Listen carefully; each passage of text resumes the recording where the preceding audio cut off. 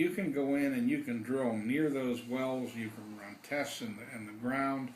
You can run tests on the gas escaping. Sometimes the gas will actually follow the transmission lines and escape along there. But it's not just that. It's the chemicals that and people don't know what hydrofracking really means. What it means is water fracturing, and it's done under huge PSI pressures, pounds per square inch pressures, and they get that wellhead attached there. They have at a regular gas well, the casing may run down so far.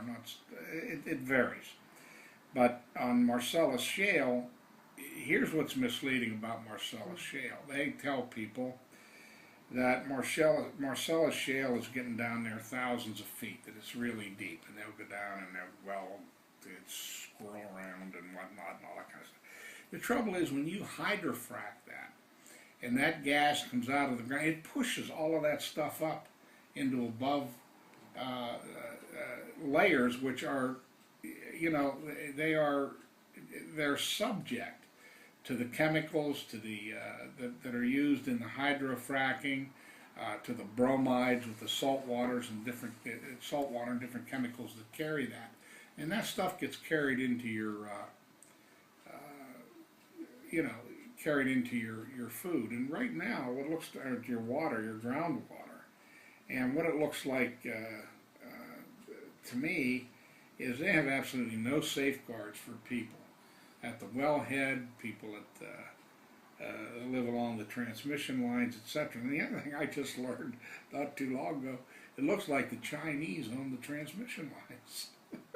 Oh, man. The Chinese, the transmission lines are owned by Pennsylvania even. They're owned by, this is, I don't know how good that is, but the Chinese own the transmission lines. Well, if you don't have an attorney general out there protecting people, there's no other entity in the state that can or will do it. You see, what happens, your gas company, you come in, what Corbett has done is he has concentrated his efforts on making sure that the companies don't pay severance taxes. Severance taxes not only provide a great source of revenue to the state, because they're assessed on 1,000 cubic feet basis, okay? You run a PSI, you run a test on your gas line on the pressure that it's under. They have different grades, low pressure, high pressure gas, etc. And then you measure that, and you're able to measure, or you meter. They don't even, on some of these wells, on a lot of wells in Pennsylvania today, they don't even meter the gas.